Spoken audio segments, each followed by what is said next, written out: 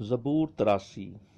آئے خدا خاموش نہ رہ، آئے خدا چپ چاپ نہ ہو اور خاموشی اختیار نہ کر، کیونکہ دیکھ تیرے دشمن ادھم مچاتے ہیں اور تجھ سے عداوت رکھنے والوں نے سار اٹھایا ہے، کیونکہ وہ تیرے لوگوں کے خلاف مکاری سے منصوبے باندھتے ہیں اور ان کے خلاف جو تیری پناہ میں ہے مشورہ کرتے ہیں۔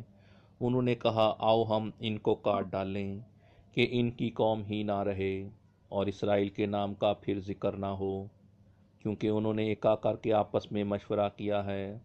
وہ تیرے خلاف عہد باندھتے ہیں، یعنی ادوم کے اہل خیمہ اور اسماعیلی، مواب اور ہاجری، جبل اور امون اور امالیک، فلسطین اور سور کے بشندے۔ اسور بھی ان سے ملا ہوا ہے، انہوں نے بنی لوط کی کمک کی ہے۔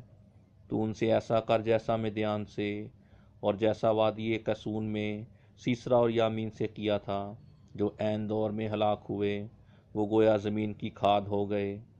ان کے سرداروں کو ارویب اور زہیب کی مانند، بلکہ ان کے شہزادوں کو ذبحہ اور سلمنا کی مانند بنا دے، جنہوں نے کہا ہے آؤ ہم خدا کی بستیوں پر قبضہ کر لیں۔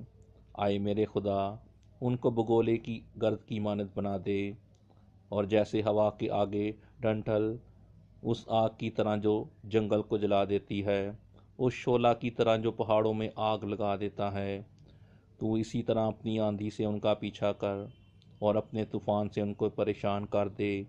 آئے خداوند، ان کے چہروں پر رسوائی طاری کر، تاکہ وہ تیرے نام کے طالب ہوں۔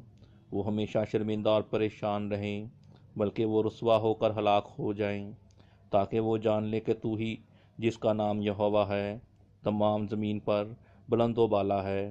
پاک کلام کے پڑھے اور سنے جانے پر خداوند کی خاص برکت ہو۔